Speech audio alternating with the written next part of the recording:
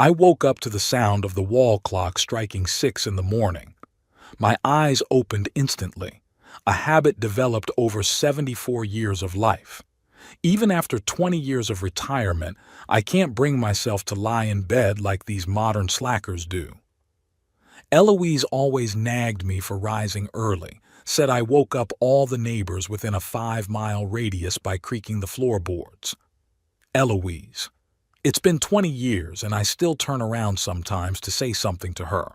Today is a special day, or rather a particularly agonizing one. The annual Stanhope family gathering. Usually I'd make a one-day visit to Toby or Pixlow, listen to endless advice on how I should live my life, and go home with a sense of accomplishment. But this year, they decided to have a gathering at my place. "There are so many memories in your house, Dad," Pixlow said over the phone in that special tone of voice I call talking to the dying. "I know what they're up to. They're going to look at the property, see what they can improve, and of course, split the inheritance while I'm still alive. My house is my fortress. It's 2 stories, with a basement and a large lot on the outskirts of River Bluff. I bought it 45 years ago when land here was worth a dime. Now realtors call every week with unbelievable offers. They think the old man doesn't realize the true value of his land. I do. I just don't care. After showering and shaving, some retirees stopped taking care of themselves, not my case. I went down to the kitchen. I brewed coffee in an old coffee pot, no fancy coffee machines that Toby had tried to get me 3 times. Real coffee is brewed by hand, not with buttons. Sitting down at the table, I pulled out my notebook and made a battle plan for today. They would arrive by 3 o'clock in the afternoon. I had 9 hours of relative freedom left. First, I needed to do some minimal house cleaning.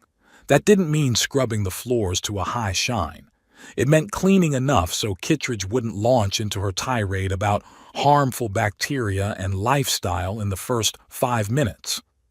I wiped the dust off visible surfaces, vacuumed the main rooms, and put away the dirty dishes. That should be enough.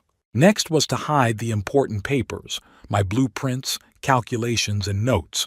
After 40 years as a design engineer at Emerson Electric, I couldn't just turn my brain off. I kept inventing and designing. Some ideas I even patented. I kept these papers in a special safe in my bedroom. The kids mustn't see them. They'd think I was out of my mind and trying to invent a perpetual motion machine. They never understood my work. When I finished with the house, I went to the garage. That's where I really live. My garage had long ago ceased to be a place to store a car. It was a full workshop with a lathe, welder, workbenches, and tools I've collected all my life. It was here that I worked on my latest project, improving the secret door I had installed 15 years ago. After Eloise died, the house seemed empty, so I decided to remodel it to suit me. One of the changes was a secret passage from the garage to the basement and from there into the house. Originally, it was just a way to get into the house quickly without going outside in the winter cold. Then, it turned into my little sanctuary. The kids didn't know anything about the door. They rarely went into the garage, considering it a dirty and dangerous place.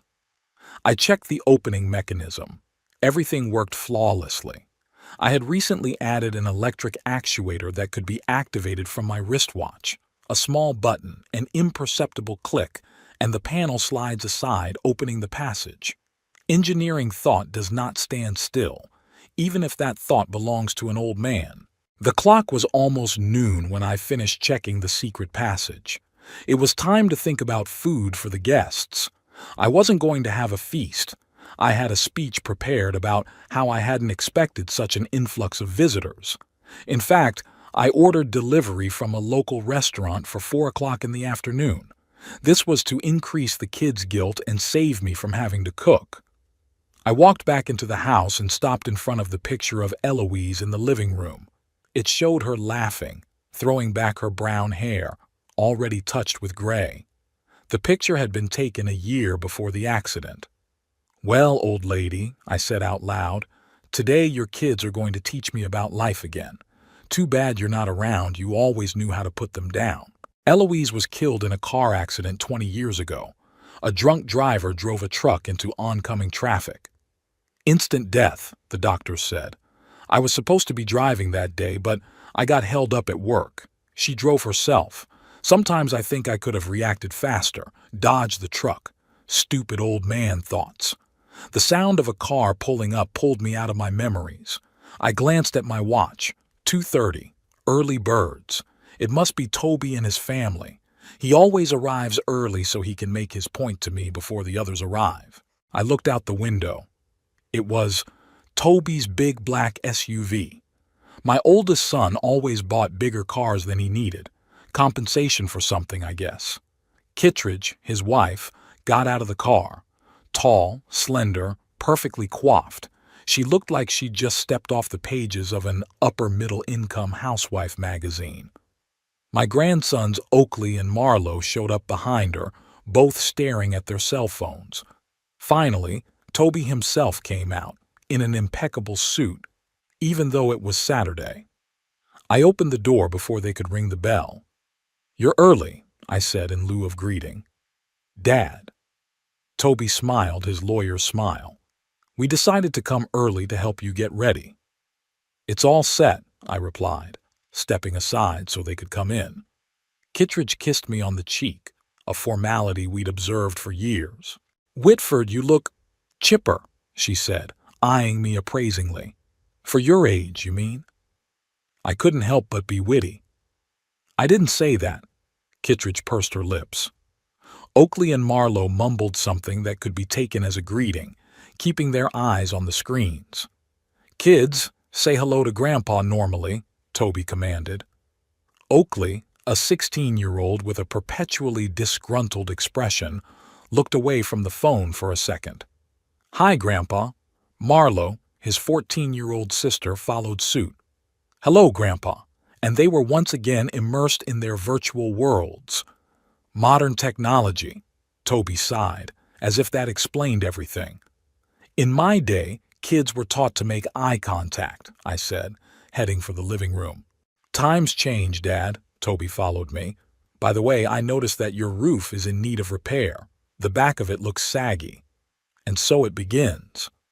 "My roof is perfectly fine," I cut him off. "I had it checked in the spring." "Dad, you're 74 years old. You shouldn't be climbing on roofs.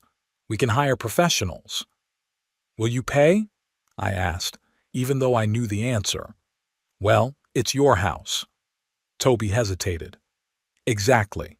My house, my roof, my rules." Kittredge was already pacing the living room, touching surfaces with her finger in search of dust. "Whitford, when was the last time you did a general cleaning? There are so many allergens in here. My throat's starting to get scratchy."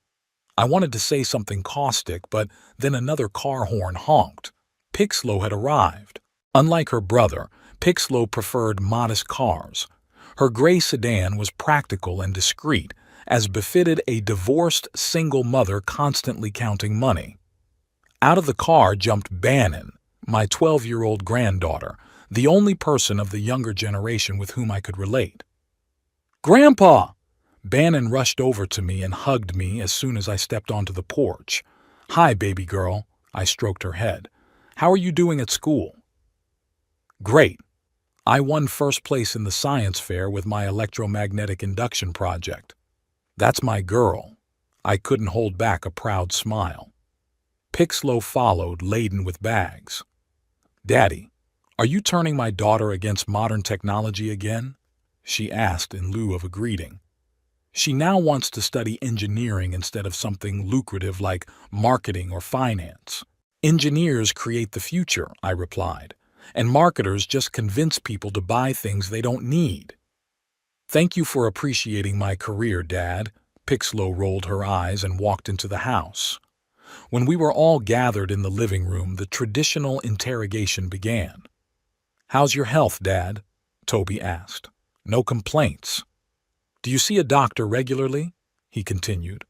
"When I feel like it." "And how often do you think it's necessary?" Kittredge intervened. "Once every 10 years, you mean?" Pixlow snorted. "I'm perfectly fine," I said. Let's not waste time discussing my chronic illnesses, which I don't have. We're just concerned, Toby said in the tone he used in court when he wanted to win the jury over. Tell me how you're doing. I decided to change the subject. The next hour was spent talking about Toby's career successes, Pixlow's problems with her boss, her grandchildren's school achievements, mostly fictional, I thought, and Kittredge's complaints about the neighbors in their upscale neighborhood. Then Kittredge decided to tour the house and dragged Pixlow along with her. I knew they would be discussing what needed to be changed, thrown out, or rebuilt here. Toby stayed with me, obviously, to have a preliminary discussion. Dad, Kittredge and I recently visited a wonderful place, he began, trying to speak casually. The Golden Sunset Retirement Community. The facilities there are so wonderful. I'm not going to a nursing home, I interrupted him. It's not a nursing home. It's a comfortable community with all the amenities, medical care, and tons of entertainment. With rooms for the dying in the basement, I added. Dad, be reasonable. You live alone in a huge house. There's so much maintenance work to do, and at your age... At my age, I can still take care of myself in my house. I stood up, signaling that the conversation was over. I'm going to see if your wife and sister have taken my house apart. I found the women in the kitchen. Kittredge was opening all the cabinets and commenting on their contents. Whitford, these pots should be thrown out. They must be from the Soviet era. They work fine, I replied. And by the way, these are Eloise's cooking utensils. Mentioning his late wife always made them quiet for a few minutes. Cheap trick, but effective. Pixlow looked in the refrigerator and aghast. Dad, there's hardly any food in here. What are you eating? I ordered lunch for everyone, I said. It should be here in half an hour. You could have warned us, Pixlow frowned. I brought salads and appetizers. All the better, I shrugged. More food. Kittredge started setting some containers on the table. I brought organic smoothies for everyone. They're great for digestion, especially at your age, Whitford. I looked at the greenish sludge in the bottles and grimaced. Thank you, but I prefer food to be chewed. To my surprise, Bannon chuckled softly. She was sitting at the kitchen table watching the adults. Grandpa, can I see your workshop? She asked. You promised to show me your new project. Of course, little girl. I was glad for any excuse to get away from these caring relatives. Just help us put everything on the table first, Pixlow intervened. And no dangerous experiments in the garage. We have a science project, Mom. Bannon rolled her eyes. Not experiments with radioactive materials. I winked at Bannon. This girl had definitely taken after me, not her parents. When the ordered food arrived, the whole family gathered around the table. Toby made his annual toast about family values and the bond between generations. Pixlow added something about the importance of support. Kittredge elegantly sipped her wine, pretending to care. I looked at them and thought, when did we become such strangers? When had their lives taken a trajectory so different from mine that we could barely find topics of conversation now? Maybe after Eloise died. She was the glue that held us together. While I was pondering, Toby started talking about the plans for tonight. Dad, we decided to have a small party here tonight. Invited some friends who have been wanting to see your house for a long time. A party? At my house? I felt a wave of irritation rising. It'll be very modest, Pixlow interjected. Just 15 people. 15 strangers in my house? They're not strangers, Dad, Toby sighed. They're friends of ours. You've met them, well, some of them. I opened my mouth to say no, but I noticed the look on Bannon's face. She was watching me with interest, as if assessing how I was going to get out of this situation. And then it hit me. This was the perfect moment to activate my fallback plan. Okay, I said, surprising everyone at the table. Have your party. Just don't expect me to entertain your guests. Really? Pixlow looked stunned by my agreement. Of course, I shrugged. After all, it's your home too. In a way. I saw the kids look over at me. They clearly hadn't expected such malleability. If they had known about my secret door and what I was planning to arrange, they wouldn't have looked so smug. After lunch, they began preparing for the party, rearranging furniture and hanging some decorations. I watched this invasion of my space, mentally preparing myself for the evening ahead. My plan was simple. Let them feel their power and then teach them a lesson they wouldn't soon forget. When the first guests arrived, I knew it was time to retreat to the garage.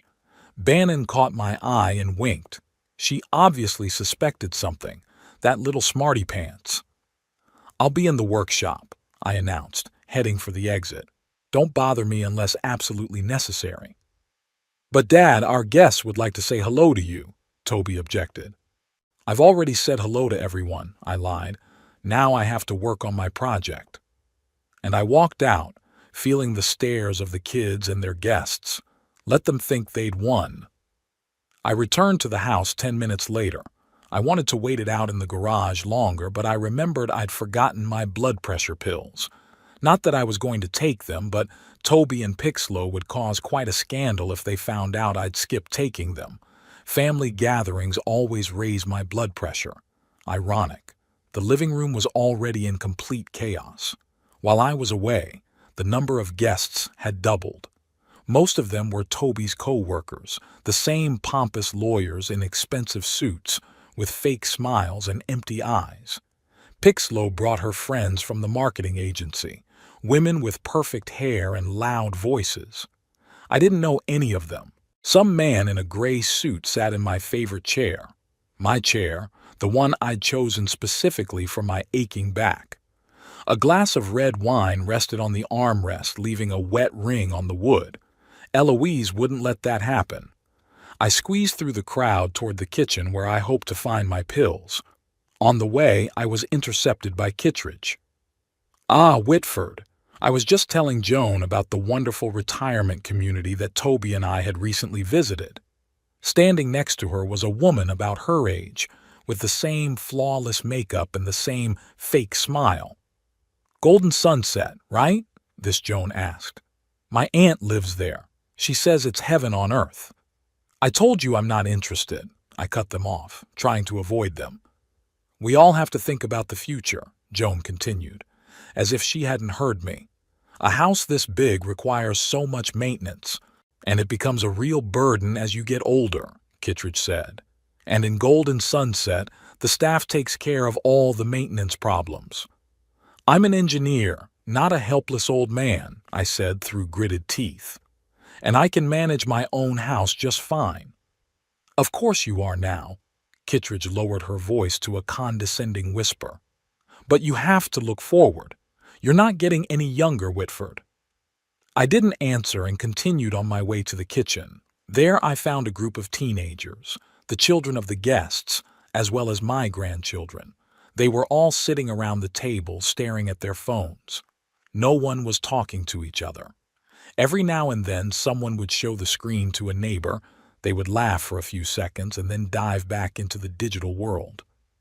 My grandson Oakley noticed me and nodded, keeping his eyes on the device. "What's new, Grandpa?" "I'm looking for my pills," I replied. "Have you seen them?" "Nope." He didn't even look up. I started opening the lockers one by one. I usually kept my meds in the top drawer next to the sink, but Kittredge had probably already cleaned up my kitchen. "What are you looking for, Grandpa?" Bannon entered the kitchen holding a glass of juice. "My blood pressure pills," I continued my search. "Your mother or your aunt had stashed them away." "My mom put all the meds in the cabinet above the refrigerator," Bannon said. "She said it was safer that way in case the kids found it." "There are no little kids in this house," I grumbled, heading for the refrigerator. "She meant me," Bannon snorted. "Like I'm 12 years old and don't know what medication is." I smiled. Bannon was the only kid in this family with brains. "Help me get them," I pointed to a tall cabinet. "Climbing on chairs is not recommended at my age." Bannon pulled up a chair, climbed on it, and opened the door. "There's a whole pharmacy in here," she said, looking at the contents. "What, Did you rob a pharmacy? Most of these drugs were prescribed to me, but I don't take them, I admitted. I just buy them to get the doctors and your parents off my back. Bannon giggled and handed me a small box of pills. I won't tell them. I promise. That's why I love you. I winked at her.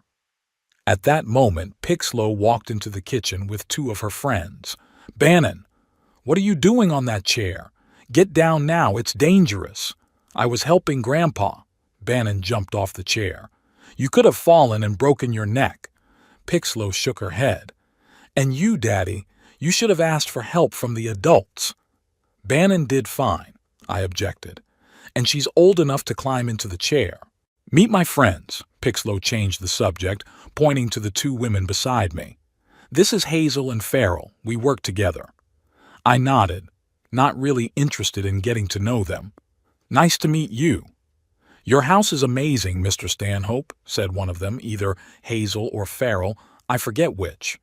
So characterful, with a story. Characterful is a euphemism for old and run down. I grinned. Dad. Pixlow rolled her eyes. Hazel paid you a compliment. Oh, so it's Hazel. I nodded toward the woman who had spoken. I'm sorry.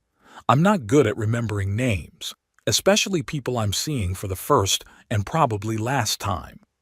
Daddy, Pixlow exclaimed again. Stop it now.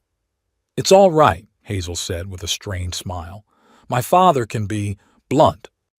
We all know that's a euphemism, too. I swallowed the pill with tap water. Bannon covered her mouth with her hand, trying to hide her laughter. Pixlow threw her a warning glance. Let's go into the living room, she said to her friends. It's much cozy. When they were gone, Bannon turned to me. Grandfather, you're terrible, in a good way. I'm just too old to pretend, I shrugged. When you're 74, you realize life is too short for fake politeness. Will you teach me how to build a transistor radio? She suddenly asked. I'd read about them in an electronics book, but I'd never seen one in person. Sure. I felt a surge of pride. I have all the parts I need in my garage. We can start tomorrow if your mother will let you stay the night. I'll talk her into it, Bannon said confidently. I'll tell her I want to spend more time with Grandpa while you're still, she stammered, while I'm still on my skates. I finished for her with a chuckle. That's not what I meant, Bannon protested. It's just that Mom always says we should treasure time with you because, well, you know, because the old man could go to the grave at any moment. I couldn't help but be sarcastic. Don't worry, baby. I understand, and I don't take offense. The truth is, I'll probably outlive your mother. She gets too stressed out about her job. Bannon laughed, but that's when Toby walked into the kitchen. There you are. Dad, you should meet my partners in the firm. They specialize in real estate and probate law. Why would I want to meet them? I squinted. I'm not selling the house or dying anytime soon. This is just small talk. Toby smiled strainedly. No one's talking about selling or other. Just be polite, okay? I'm always polite, I countered. It's just that some people confuse politeness with servility. Toby sighed and turned to Bannon. Honey, could you go check on Marlo? She's been looking for you. It was an obvious lie, but Bannon nodded obediently and walked out of the kitchen, giving me one last wink. As soon as she left, Toby cut to the chase. Listen, Dad, my colleagues can really give you valuable advice on how to dispose of the house and other assets. That doesn't mean we're rushing things. It's just, planning is never a bad thing. I've already done all the planning, I retorted. My will is drawn up and in the custody of my attorney. He's not from your firm, by the way. I know you have a will, Toby said slowly as if he were talking to a child.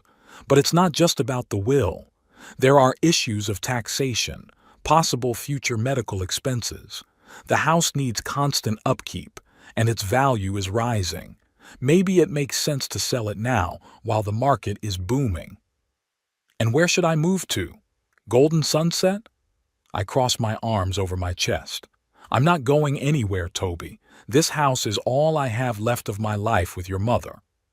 I understand how you feel, Toby put his hand on my shoulder, but emotional attachment to material things can be irrational. Irrational? I shook off his hand. You call it irrational for me to want to spend my last years in my own home instead of in a sterile room among other dying old people?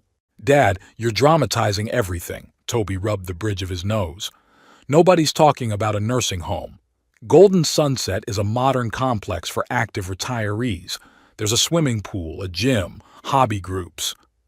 And nurses to check if I've taken my pills, I added. No thanks. I'm staying here. Toby was about to object, but at that moment Kittredge came into the kitchen. Honey, your co-workers are waiting. She gave me a disgruntled look. Whitford, why don't you socialize with the guests? They're all so eager to meet the father of the famous lawyer Toby Stanhope. I've already met everyone I wanted to meet, I replied, and it was a very short meeting. Dad, Toby sighed.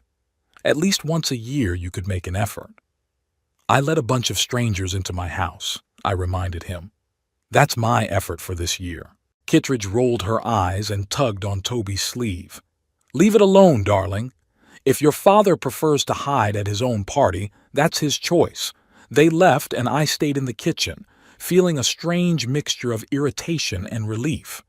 After a few minutes, I decided to go out into the living room after all. Not because I cared what Kittredge thought, but because it was my house, damn it, and I wasn't going to hide in my own kitchen. The living room was noisy. Someone had turned on music, some modern blandness with a repetitive beat. Eloise liked jazz and classical. On weekends, we often listened to Duke Ellington or Mozart. This cacophony would make her cringe.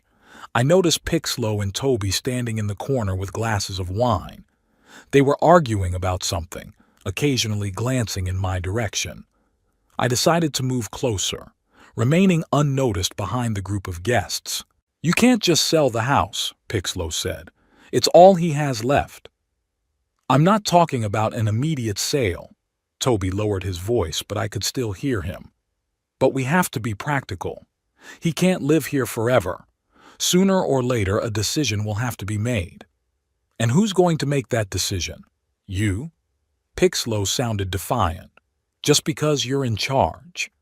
I have his best interests in mind, Toby frowned. It's dangerous to live alone at his age. What if he falls, or forgets to turn off the stove? Dad's perfectly capable, and you know it, Pixlow countered. He still fixes his own roof and drives his own car. That's what worries me, Toby shook his head. He thinks he can still do what he did when he was 50. That's going to get him in trouble one day. He's a stubborn old man, Pixlow sighed. But that doesn't mean we have to make decisions behind his back. When the time comes, Toby took a sip of wine, we'll have to act decisively, maybe even against his will. Against my will? I couldn't take it anymore and came out of my hiding place. I wonder how you're going to pull this off, son. They both flinched and turned to me. There was a mixture of guilt and confusion on their faces. Dad, you've got it wrong, Toby began. We were just discussing— I understand perfectly well, I interrupted him. You were discussing what to do with my house and my life when I'm too weak to resist, or when I die. Which will happen first, do you think? We're worried about you. Pixlow put her hand on my shoulder. It's normal for children to care for aging parents. Caring is one thing, I pulled away. Conspiracy behind my back is another. There's no conspiracy, Toby looked annoyed. We're just trying to be practical. Practical? I grinned. You know what's practical? Waiting until a man is dead before dividing his estate. Daddy, Pixlow exclaimed. Nobody's talking about— No, that's exactly what you're talking about. I raised my voice, not caring if the other guests heard us. You're acting like I've got one foot in the grave, like I'm some piece of furniture that needs to go somewhere, not a living person with my own desires and plans. You have plans? Toby asked skeptically. Like what, for instance? That's none of your business, I cut him off. But since you ask, I'm working on several inventions. and I plan to live long enough to see Bannon go to engineering college. Inventions? Toby looked over to Pixlow. Dad, it's great that you have a hobby. It's not a hobby. I gritted my teeth. I'm a 40-year engineer. I've been awarded 5 patents in my career. Just because I'm retired doesn't mean my brain stopped working. Of course, Dad, Pixlow said in that peculiar tone of voice one uses with small children or the mentally ill. No one doubts your abilities. Enough with the condescending tone. I took a step back. I'm not a senile old man. I'm still capable of making decisions about my life. And I've decided that I'm going to stay in this house for the rest of my life. And when I'm dead, you can do whatever you want with it. With those words, I turned around and headed for the living room exit. On my way out, I noticed Bannon sitting in the corner with a book, the only person at this party who wasn't engaging in small talk or glued to a smartphone screen. What are you reading, baby girl? I stopped next to her. Physics for Beginners. She showed me the cover. I want to prepare for our radio project. I felt a lump come up in my throat. There was more of me in this girl than her mother or uncle. Good for you, I patted her hair. Preparation is half the battle. Bannon looked at me carefully. Are you okay, Grandpa? You look upset. I'm just tired from all the fuss, I shrugged. I'm going to get some air. I could come with you, she offered. You don't have to, I shook my head. Stay here and keep reading. Tomorrow I'll check to see how much you've memorized. She nodded and went back to her book, and I went out into the backyard. The evening air was cool and fresh after the stuffy living room. I inhaled deeply, trying to calm myself down. The backyard overlooked my garage workshop. I looked at the structure and thought about the many hours I had spent there working on my projects. It was the only place in the house that the kids didn't try to improve or change, probably because they never understood what I was doing in there. I could hear laughter and music coming from the house. Strangers were partying in my house, drinking my wine, technically the wine Toby brought, but still, sitting on my furniture. And my own children were discussing how to get rid of me in the most practical way possible. In that moment, I felt completely alone, like I was a ghost watching life go on without me, like I was already dead and no one noticed. Eloise would have understood me. She always did, but she hadn't been around for 20 years. The party was gaining momentum. Toby and Pixlow had been emphatically polite since our conversation, but I could see the tension in their eyes. They were afraid I'd pull something and embarrass them in front of their friends. Well, I wasn't about to disappoint them. Back in the living room, I found that someone had put on some Jazz Not Ellington, of course, but still better than the cacophony that had been playing earlier. In the corner of the room, a burly middle-aged man was talking about his recent trip to Europe, gesturing with his whiskey glass so that a few drops splashed onto my carpet. Careful with the whiskey, young man, I approached him. This rug is older than you are.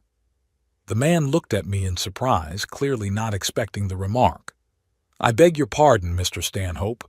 I'm Lawrence Crombie, Toby's partner in the firm. Oh, good. Now I know who to blame for the stain on the carpet, I nodded, looking at the wet spot. Toby, as if sensing something wrong, materialized beside us. Ah, I see you two have met. Dad, Lawrence specializes in property law. He might be able to give you some useful tips. Like how not to spill whiskey on other people's carpets. I was being sarcastic. I meant advice on estate management, Toby said with a strained smile. Lawrence has a lot of experience in that area. My house is not real estate. I said the word with undisguised contempt. It's my home. I live here, and I'm not going to manage anything. Lawrence cleared his throat. Mr. Stanhope, at your age, it's wise to think long-term. Real estate in this neighborhood is skyrocketing in value. If you had decided to sell, I haven't, I interrupted him, and I won't. But thanks for the unsolicited advice. Dad, Toby's tone turned warning. Dad what? I turned to him. You brought your co-workers into my house to convince me to sell my house? Seriously? No one's convincing anyone of anything. Toby shook his head. We're just discussing options. There are no options. I felt myself boiling. There's only one option. I live in my house as long as I want to. Kittredge came over to us, obviously alarmed by the raised tones. What's going on? She took Toby under her arm. Nothing much, I answered in his place. It's just your husband and his friend trying to convince me to sell the house while I'm still sane enough to sign the papers. Whitford, Kittredge exhaled indignantly. No one's talking about your sanity. We just want you to live in comfort and safety. I live in comfort and safety. I looked around the living room. At least I did before strangers filled my house. Lawrence, clearly feeling uncomfortable, apologized and stepped back. Kittredge leaned toward me and hissed, "Are you making a scene on purpose? Toby invited people important to him, and you're acting like a cranky child."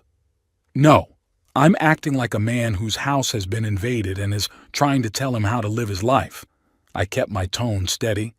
And if Toby was ashamed of his father, he could throw a party in his own house. By now, our conversation had attracted the attention of several guests who were trying to pretend not to listen but were clearly catching every word. Pixlow, noticing something amiss, quickly approached us. "What's wrong?" "Your father is causing trouble," Kittredge said. "He always does." "I'm not a troublemaker," I countered. "I just don't agree to be a docile sheep being led to the slaughter." "Oh my God, Dad," Pixlow rolled her eyes. "Nobody's leading you to the slaughter. You're being dramatic." "I'm being dramatic?" I raised my voice. "You're discussing my future as if I'm no longer alive, and I'm being dramatic." Toby looked around, clearly embarrassed by the attention we were attracting. "Let's not make a scene," he said quietly. "We can discuss this later, in a quieter setting." "Oh no," I shook my head. "Since you've decided to discuss my life in front of everyone, let's be consistent." "Hey everyone," I turned to the guests, many of whom were now staring openly in our direction. "My kids think I'm too old to live on my own. How many of you agree? Show of hands." "Dad!"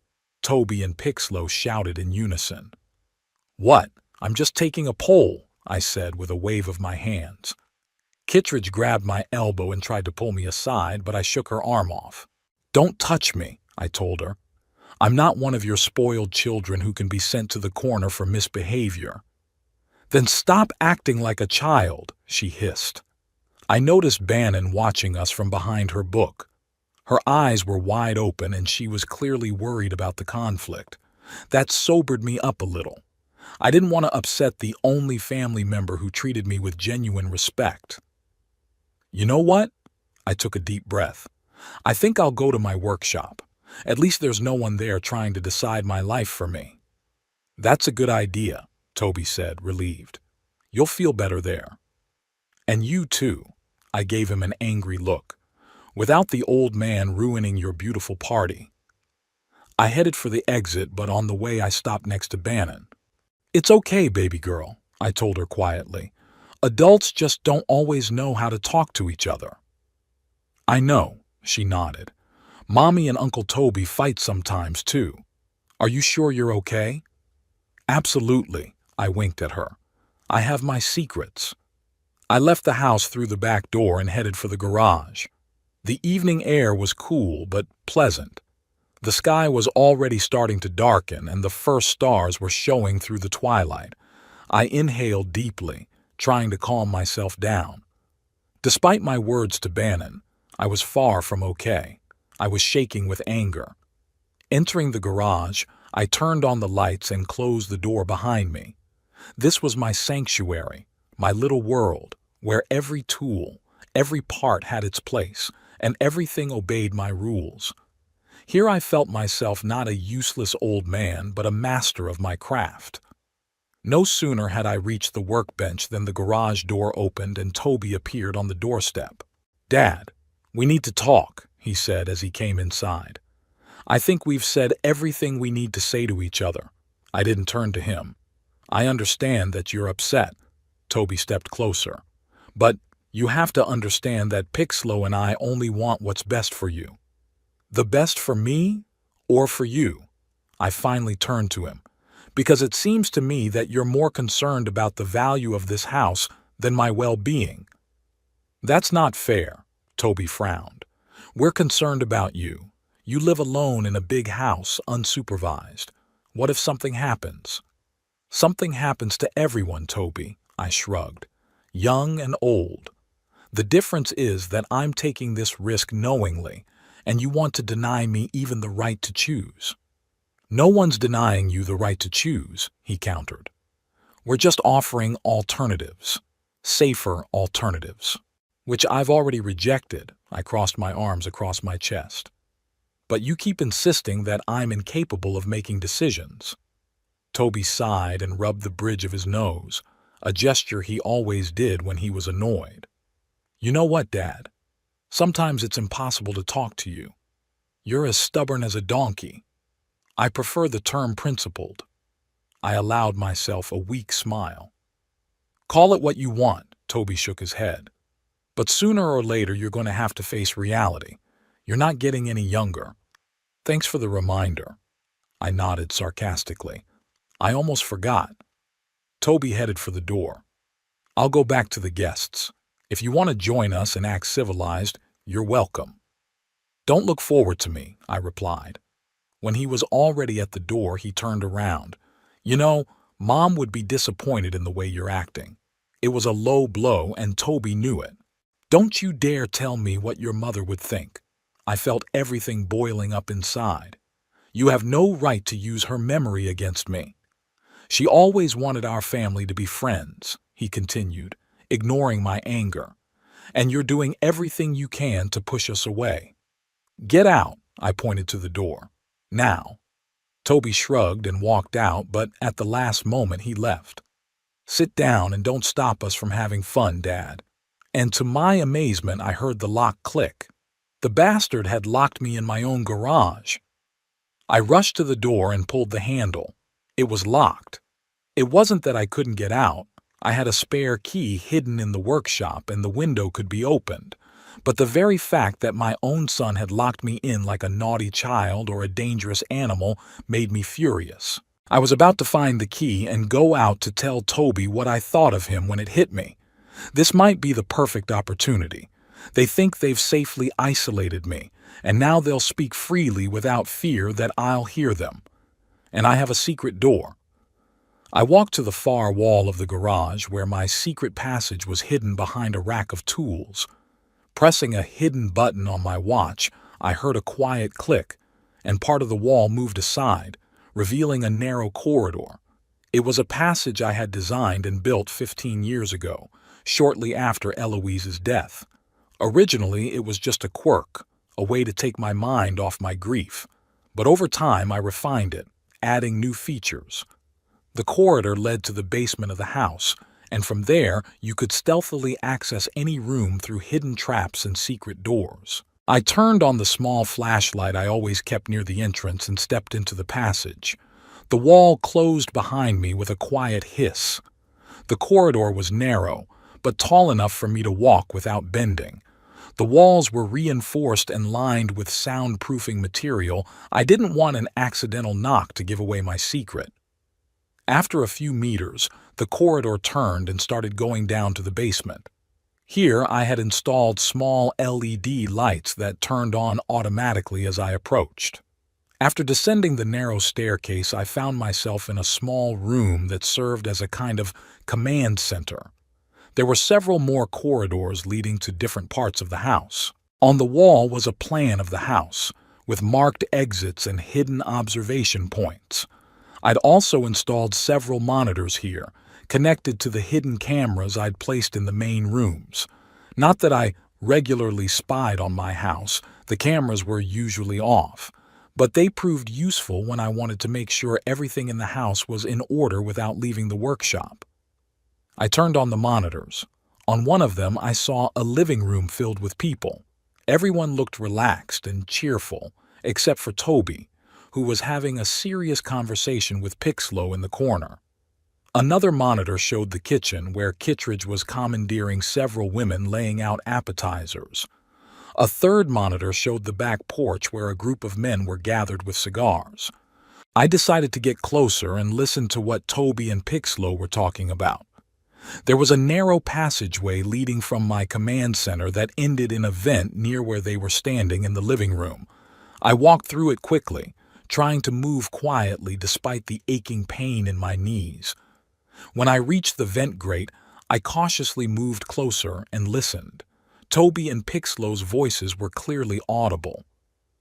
"You shouldn't have locked him up," Pixlow said. "It would only make him more stubborn." "I didn't really lock him up," Toby replied. "He can get out if he wants to. There's a spare key and he knows it. I just wanted to show him that his behavior is unacceptable." "He's not a child, Toby." Pixlow's voice sounded tired. "He's our father." "Who acts like a cranky old man?" Toby took a sip from his glass. "Did you see the way he talked to Lawrence? It's unprofessional." "It's his house," Pixlow reminded him. "He has the right to say what he thinks." "Not when it jeopardizes my reputation," Toby lowered his voice. "Lawrence is one of the senior partners. His opinion is important to my promotion." "So that's what this is about," Pixlow grinned. "You don't care about Dad's welfare. You care about your career." "I care about both," Toby snapped. "But you have to admit that he can't live here forever. This house is too big for one person, especially at his age." "I agree that he'd be better off in a smaller place," Pixlow nodded. "But the decision should be his, not ours. What if he never makes that decision?" Toby leaned closer. "If he clings to this house until his last breath, what then?" "Then it's his choice," Pixlow shrugged. "We can advise, but we can't force. Sometimes people need help making the right decision." Toby lowered his voice even more, and I had to strain to hear what he was saying. "I talked to Dr. Harrison. He said that if necessary, we could get a medical opinion that you couldn't live on your own." "Are you serious?" Pixlow looked shocked. "You want to declare Dad incompetent?" "Only if there's no other option." Toby raised his hand in a protective gesture. "It's a last resort, but we have to be prepared for anything." "It's despicable, Toby," Pixlow shook her head. "Dad's sane. He's just stubborn." "Stubbornness at his age can be dangerous," Toby objected.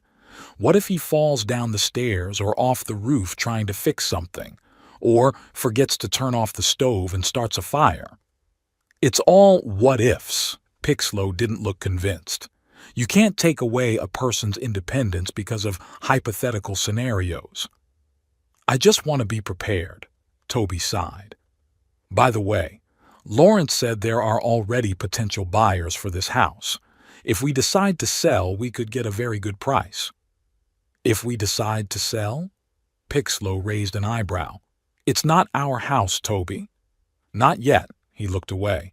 "But it will be, sooner or later." I felt my blood run cold in my veins. My own son was planning to declare me incapacitated so he could take my house and sell it. Not just discussing the possibility, but already consulting with a doctor and talking to potential buyers. I wanted to burst into the room right now and tell him what I thought of his plans. But I held back. Better to find out more, gather information.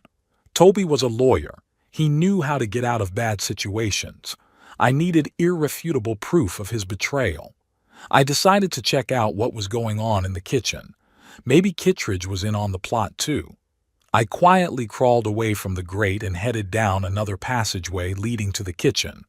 When I reached the observation point, I saw Kittredge handing out instructions to several women. Among them was Hazel, Pixlow's friend. "You just have to bring him to the point delicately," Kittredge said. "Whitford is very stubborn, but I'm sure that in time he'll realize that Golden Sunset is the best solution." "My aunt was resistant at first," one of the women said. "But now she's happy there. She says her only regret is that she didn't move sooner." "See?" Kittredge smiled triumphantly. "People are just afraid of change, especially at that age." "What's going to happen to the house?" Hazel asked. "It's so spacious and in such a beautiful place." Oh, Toby already has plans.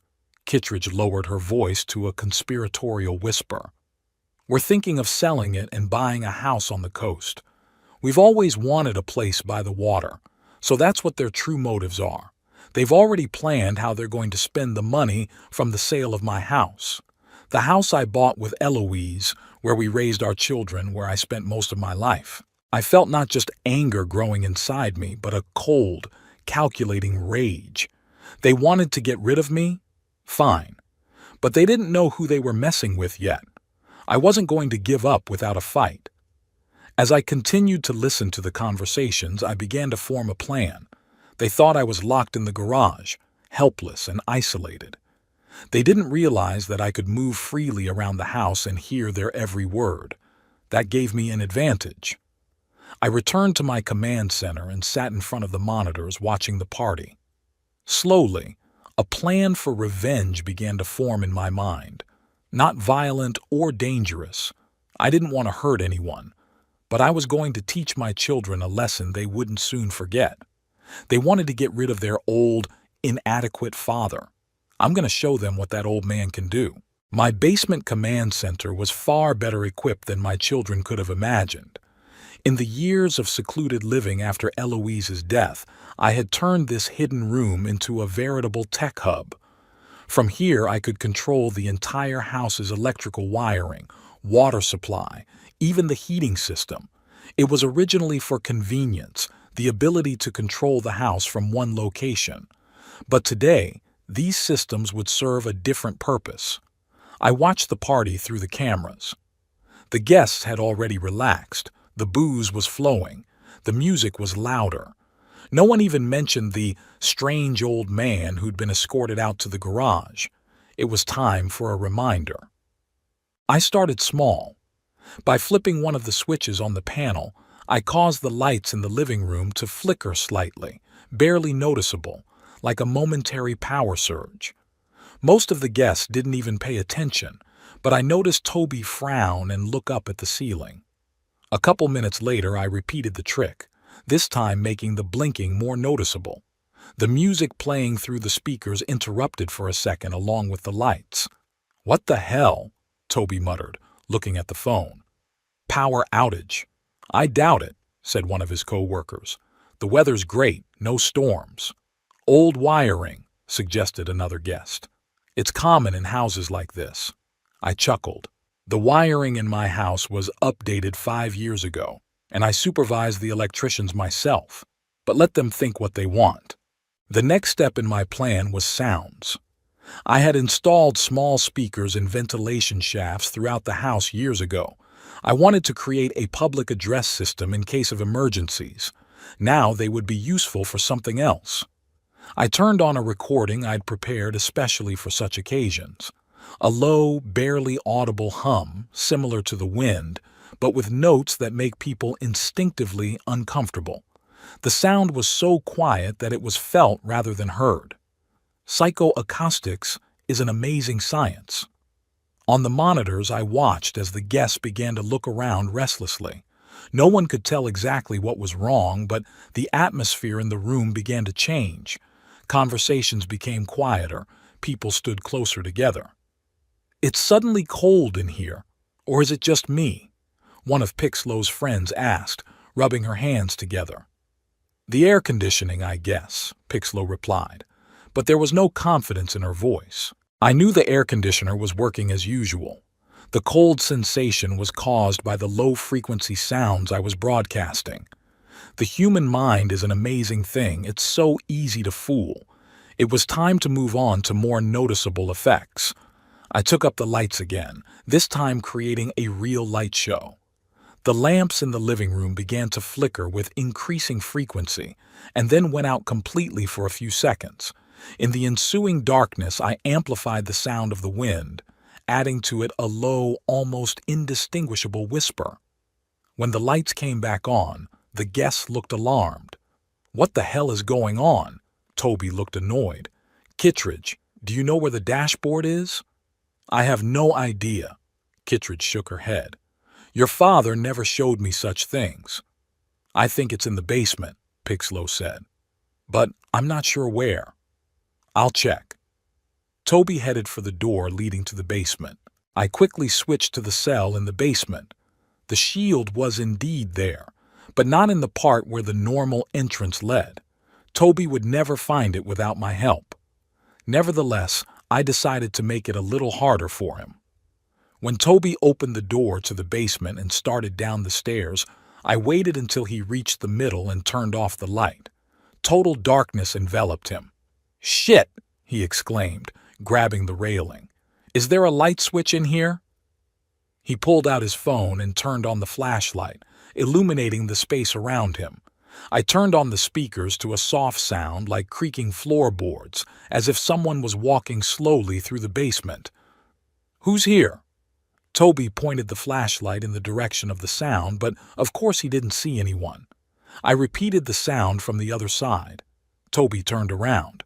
"Hey, this isn't funny." His voice sounded uncertain, with a hint of fear. He quickly looked around the nearest wall for an electrical panel, but didn't find one. After several minutes of fruitless searching in the darkness, accompanied by mysterious sounds, Toby gave up and hurried back up the stairs. When he returned to the living room, the lights were working normally again, as if nothing had happened. "Did you find the panel?" Pixlow asked. "No." Toby looked confused. "It's dark as the grave in there, and strange noises." "Sounds?" Kittredge frowned. "What kind of noises?" "Like someone walking." Toby lowered his voice. "Creaks, rustles." "An old house," one of the guests shrugged. "They always make strange noises." "I guess so," Toby agreed uncertainly. It was time to move on to the next stage. I turned my attention to the plumbing.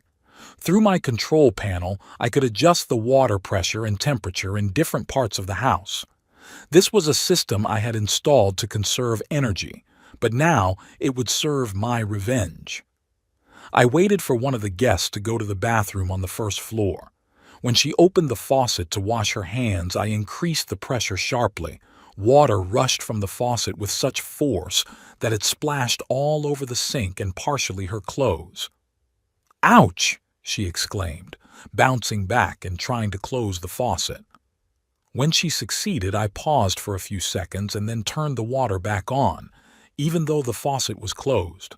Not hard, just a thin trickle, just enough to scare her. The woman popped out of the bathroom wide-eyed. There's something wrong with the water in there," she said, pointing to the bathroom door.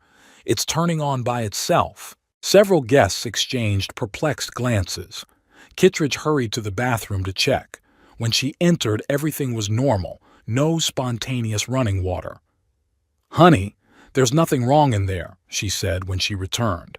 "Maybe you didn't close the faucet all the way." "I did," insisted the woman.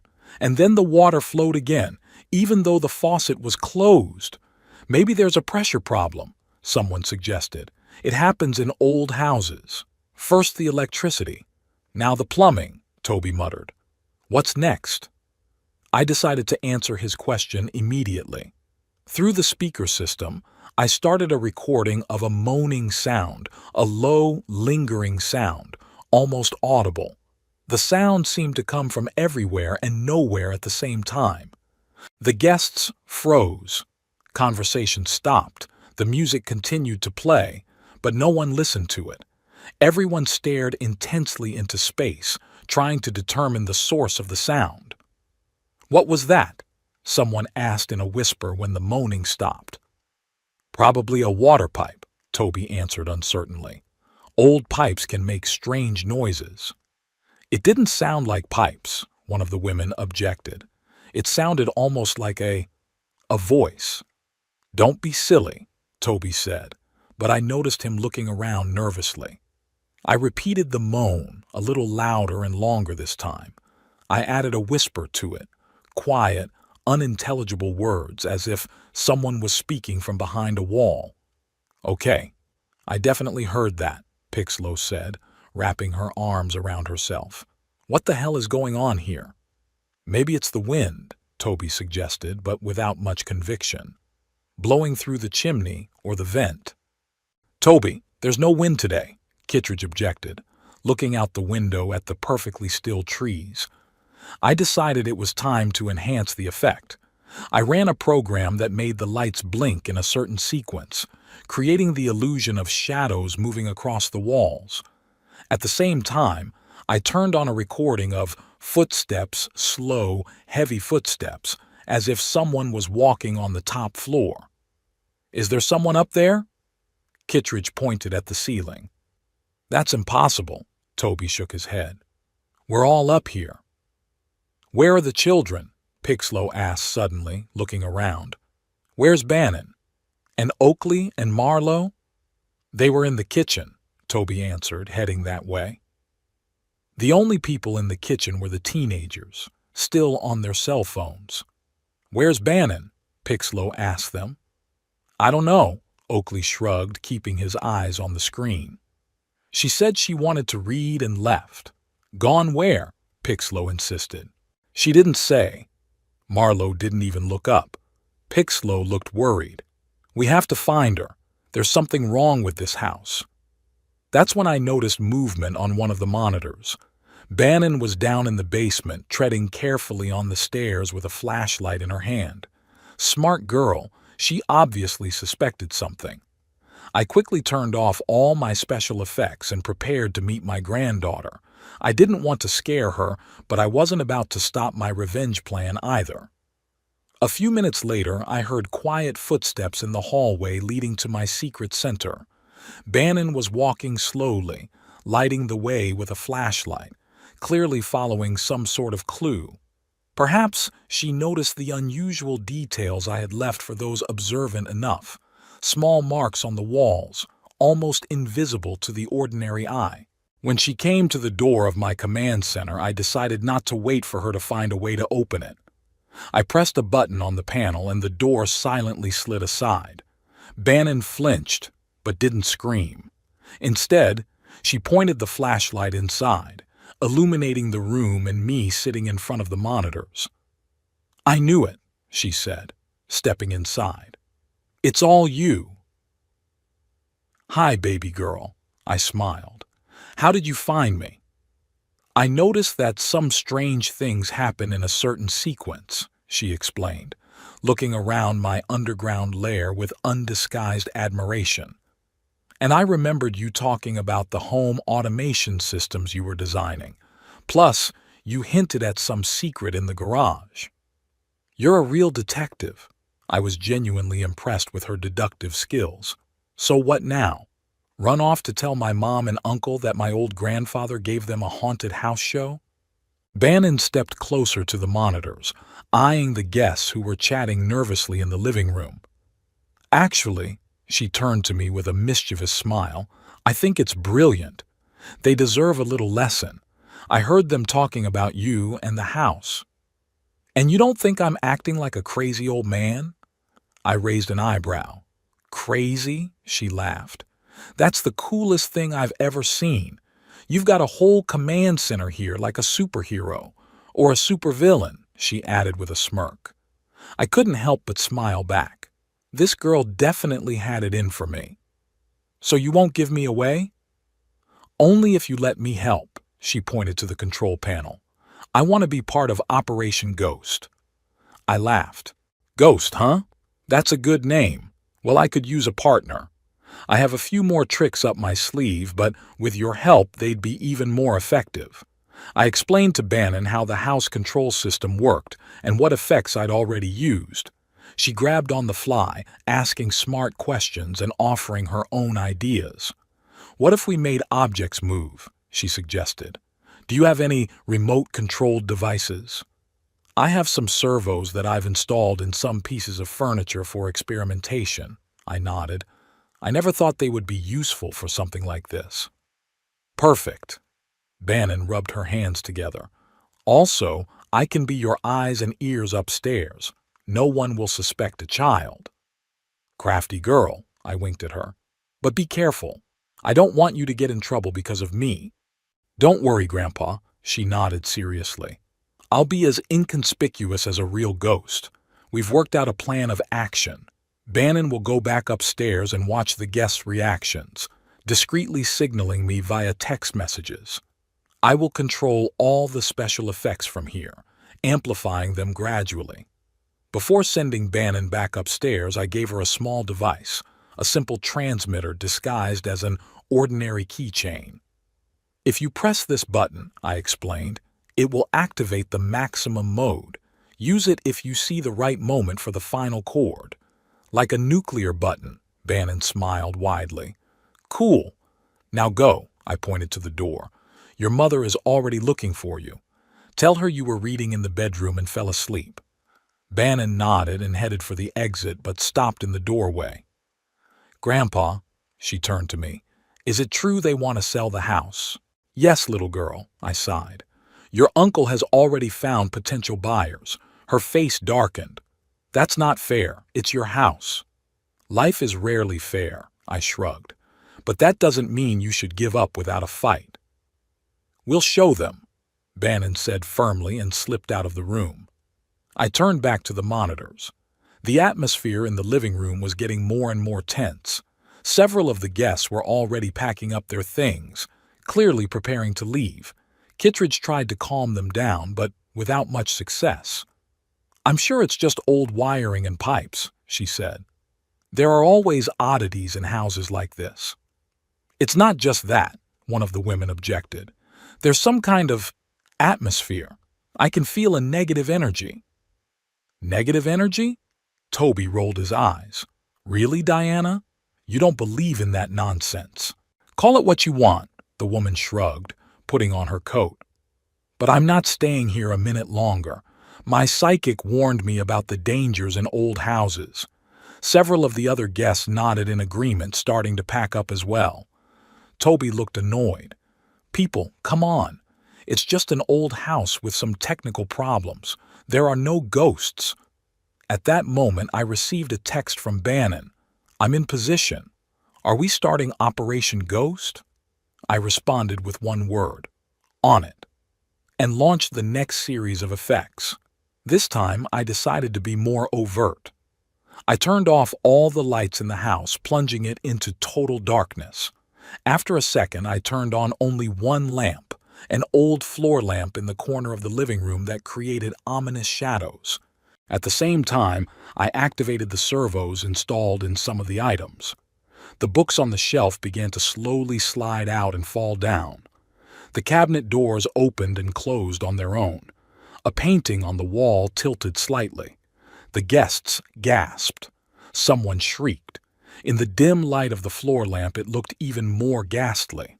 My God! Exclaimed Kittredge. What's that? It must be an earthquake, Toby suggested uncertainly, though he did not believe it. There are no earthquakes in River Bluff, someone objected. I saw Bannon standing in the doorway on the monitor, watching with ill-concealed delight.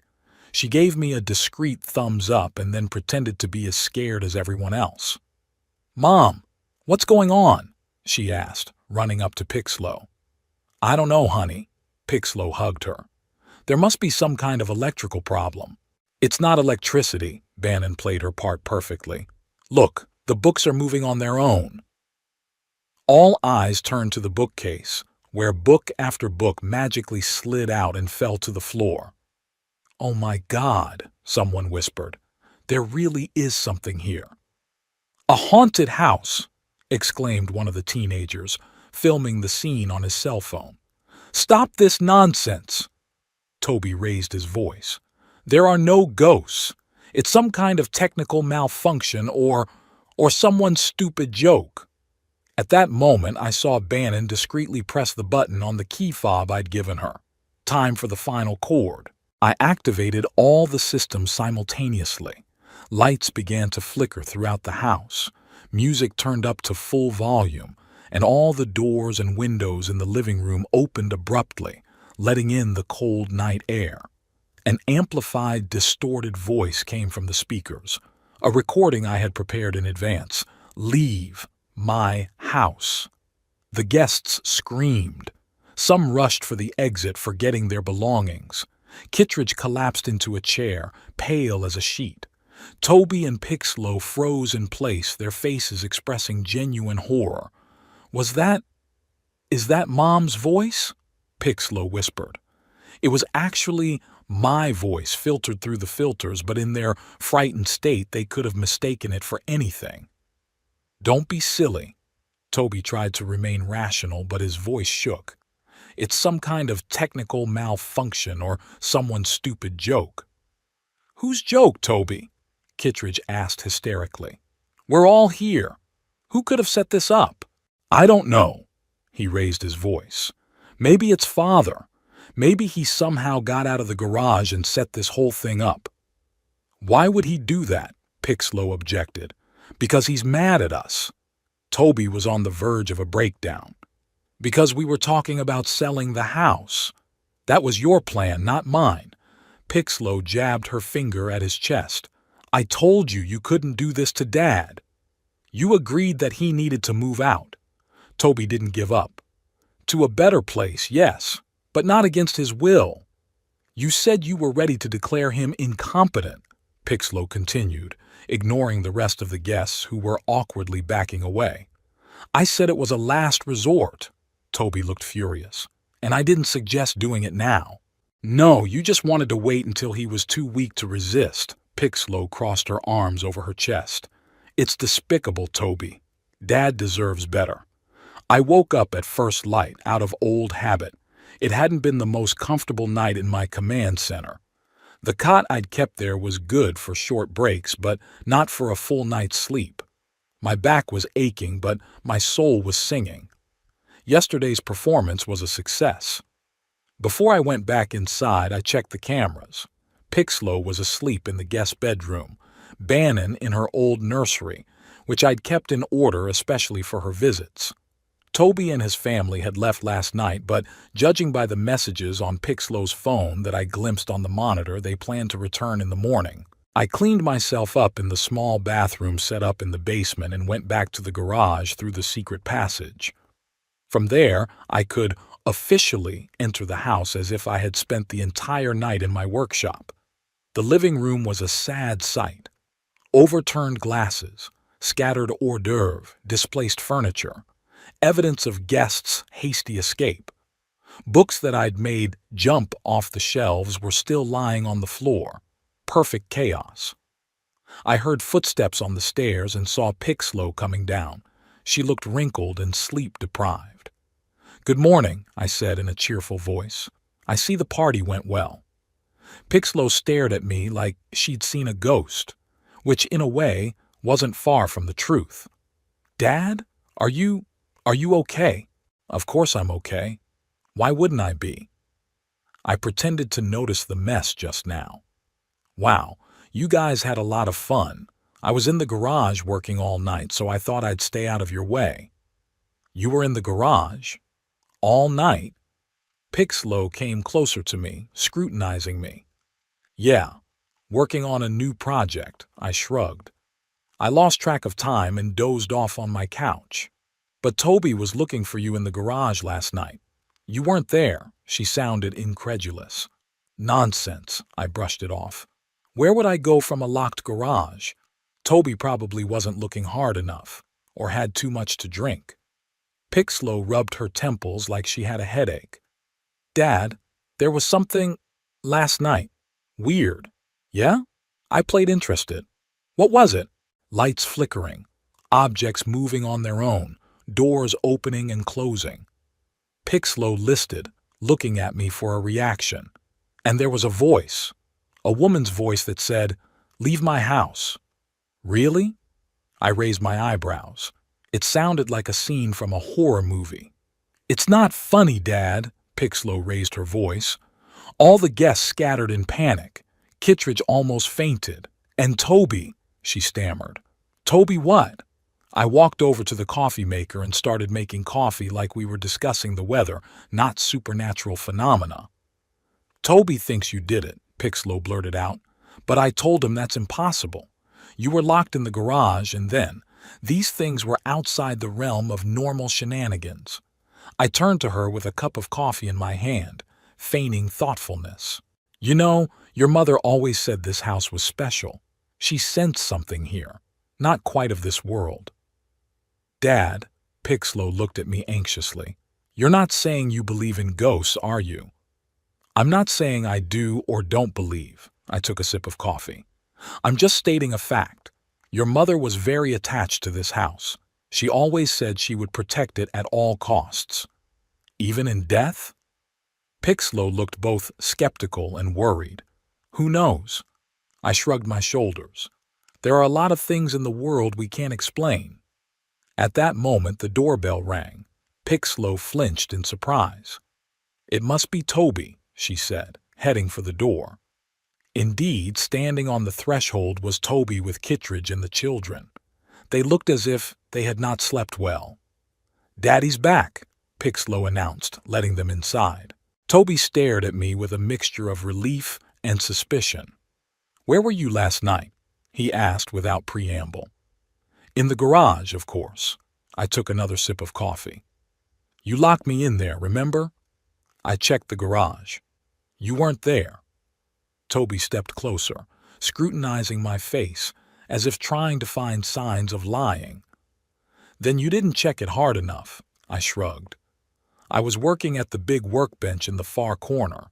I might not have heard you call out." "Impossible," Toby shook his head. "I looked all over the garage, and then that radio." "What radio?" I pretended not to understand. The radio on the workbench turned on, by itself. It was playing Mom's favorite song. "Unforgettable?" I smiled. It was her song. Maybe it was a sign. "A sign?" Toby frowned. "What kind of sign?" "From Eloise, of course," I said as casually as if I were talking about the weather forecast. Toby and Pixlow exchanged glances. Kittredge, who was sitting on the couch, was visibly pale. "Dad," Toby said slowly, as if he were speaking to a child or a mental patient, "Mom's been gone for 20 years. She can't turn on the radio or do any of the things that happened yesterday." "Why not?" I shrugged. "Are you an expert on the afterlife?" "Because ghosts don't exist." Toby raised his voice. "Everything that happened yesterday has a rational explanation." "Like what?" I raised an eyebrow. I don't know exactly," Toby stammered. "Maybe some kind of electrical malfunction or someone decided to play a prank on us. And this someone made the books jump off the shelves and open doors and speak in a woman's voice?" I shook my head. "Toby, you're a lawyer. You're trained to think logically." "That's why I don't believe in ghosts." Toby looked annoyed. "It goes against all the laws of physics." "A lot of things went against the laws of physics until we discovered new laws," I said. "But let's not argue about philosophy. Tell me exactly what happened yesterday. I missed it." For the next half hour, Toby and Pixlow talked intermittently about the strange events of yesterday. Kittredge occasionally inserted a comment, usually mentioning the negative energy in the house. Oakley and Marlowe sat in silence, staring at their phones, though I noticed they glanced at me curiously from time to time. Bannon came down in the middle of the conversation and settled down next to me, barely containing a smile. "And then there was this voice," Pixlow finished the story. "A woman's voice that said, 'Leave my house.' After that, all the guests just scattered." "It's a fascinating story," I nodded. "It's like the plot of a horror movie." "It's not a story, Dad." Toby looked exhausted. "It really happened, and I want to know how." "Maybe Eloise was trying to say something." I paused, looking directly at Toby. "Maybe she doesn't want her house to sell." Toby froze. "What did you say?" I said slowly and clearly, "that maybe your mother doesn't want her house sold to strangers, especially behind her back and behind mine." "Where did you—" Toby exchanged a quick glance with Pixlow. "Know about your plans." I finished for him. "Walls have ears, Toby, especially in old houses." "You've been eavesdropping on our conversations?" Toby looked indignant. "I didn't need to eavesdrop." I shrugged. "You didn't hide much. Discussing my future and the fate of my house right behind my back." "We're just worried about you," Pixlow interjected. This house is too big for one person, especially at your age." "My age," I grinned. "You make it sound like I'm 95 and can barely walk. I'm 74 and in better shape than most 60-year-olds. It's not just about fitness." Toby went into the argument mode he used in court. "It's about safety, convenience, socialization. Stop your lawyer talk." I held up my hand. "I know you and Kittredge have already found potential buyers.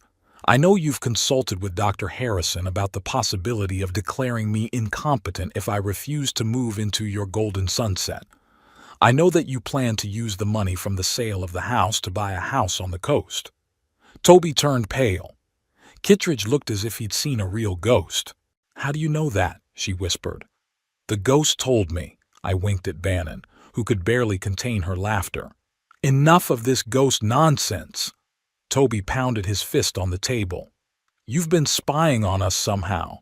That's an invasion of privacy.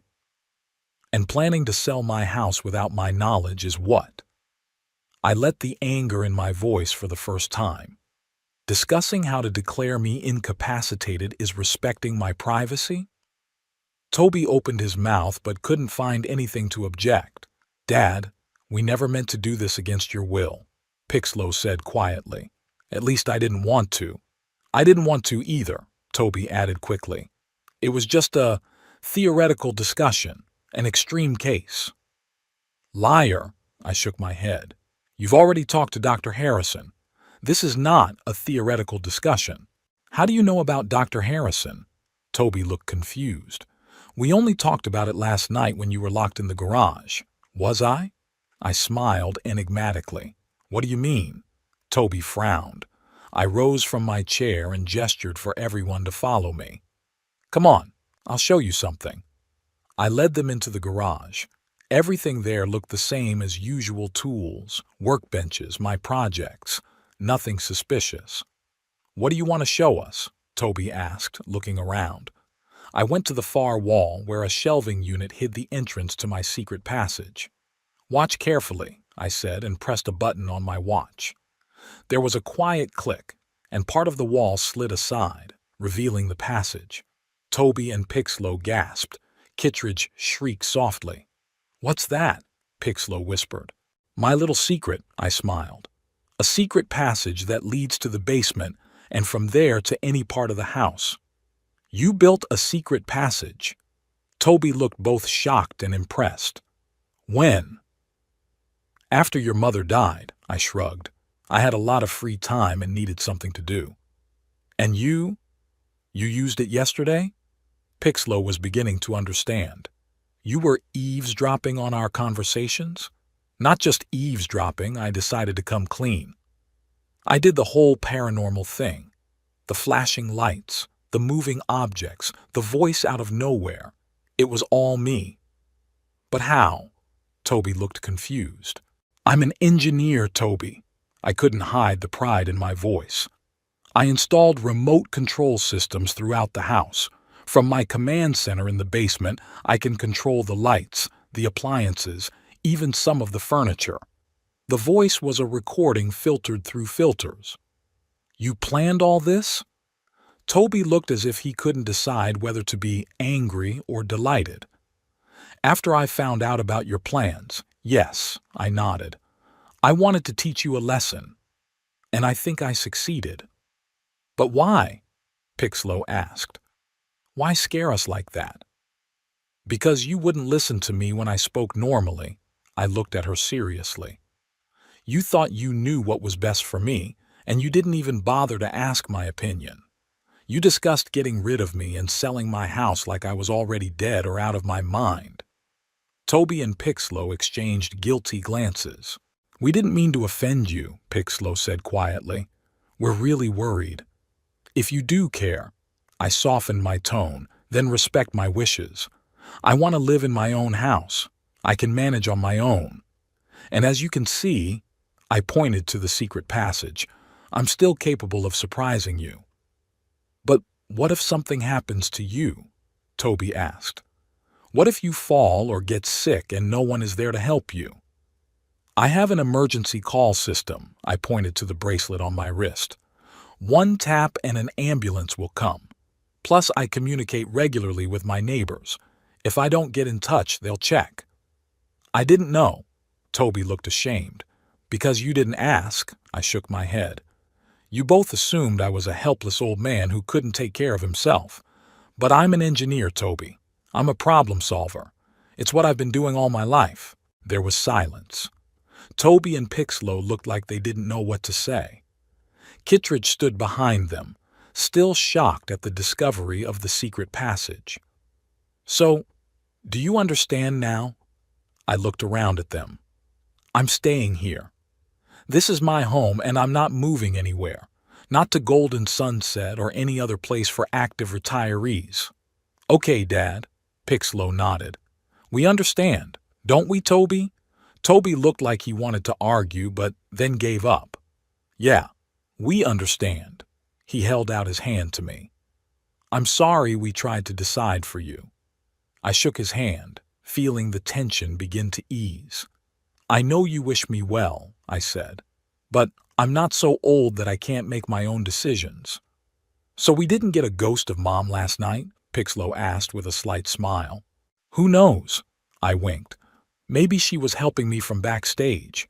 Eloise always had an opinion on how you should behave. Grandpa's a genius. Bannon, who had been silent all this time, suddenly exclaimed, That's the coolest thing I've ever seen. Did you know? Pixlow turned to her daughter. I guessed it last night, Bannon admitted, and I found his secret room and became my accomplice. I proudly put my arm around my granddaughter's shoulders. She has a great engineering mind, much better than you two. Thank you. Toby rolled his eyes but smiled. Well, Kittredge cleared her throat, clearly wanting to change the subject. We should probably get going. The kids have class today. Yeah, we should get going too, Pixlow nodded. Bannon, pack your things. Actually, Bannon looked at me. I was going to ask permission to stay with Grandpa for a week. We're going on vacation and he promised to teach me how to build a transistor radio. And not only that, I added, we have plans for some interesting projects. Pixlow looked uncertain. I don't know. After everything that's happened, I interrupted her. You should realize that your daughter is in good hands. Who better to watch over her than the engineer who built the secret passage and the control system for the whole house? He's right, Mom. Bannon looked pleadingly at Pixlow. Please, I can learn so much from Grandpa. All right, Pixlow gave in. But no dangerous experiments. Define dangerous. I grinned. Daddy. Pixlow tried to look stern, but couldn't hold back a smile. Don't worry, I held up my hands in a protective gesture. No uranium, no explosives. Just basic electronics and mechanics. And maybe a little robotics, Bannon added enthusiastically. Pixlow sighed but nodded. Okay, but call me every day. Toby was still examining my secret passage with professional interest. You built all of this by yourself? Without any help? From start to finish, I nodded. I ordered the materials online, delivered in small batches so as not to arouse suspicion. I worked at night when no one could see me. Impressive, Toby admitted. I didn't realize you were so, resourceful. Because all you saw in me was an old man who needed looking after, I said without bitterness, just stating the fact. Now you know that I'm a lot more than I seem. Toby nodded, accepting my words. We'll talk again, Dad, but not without plans to sell the house or move. I held out my hand to him, and he shook it more firmly than usual. Half an hour later, Toby and his family and Pixlow drove off, leaving Bannon with me. We stood on the porch, waving at them. Do you think they learned their lesson? Bannon asked as the cars went around the corner. I hope so. I put my hand on her shoulder. At least now they'll think twice before making plans behind my back. So, what are we going to do with our week? Bannon turned to me with burning eyes. Are we really going to put together a radio? Sure, I nodded. But I have a better idea. Remember that mechanism in the secret door? I think we can improve it. Make another secret passage that no one would know about. Not even your mom or your uncle. Ah, cool! Bannon jumped with excitement. We could make a whole network of secret passageways. Exactly, I winked at her. The Stanhope house would be a labyrinth, and only you and I would know all its secrets. We went back inside and I closed the door behind us. There was a whole week of creativity, invention, and a real connection between the generations, not the kind Toby talked about in his toasts, but a living one, based on common interests and mutual respect. Eloise would have been pleased. Perhaps she really was watching us from somewhere. And maybe she was the one who directed Bannon to me, the only person in the family who understood me and appreciated what I was doing. I didn't believe in ghosts, of course, but sometimes it's nice to think that those we loved are still out there somewhere, keeping us safe.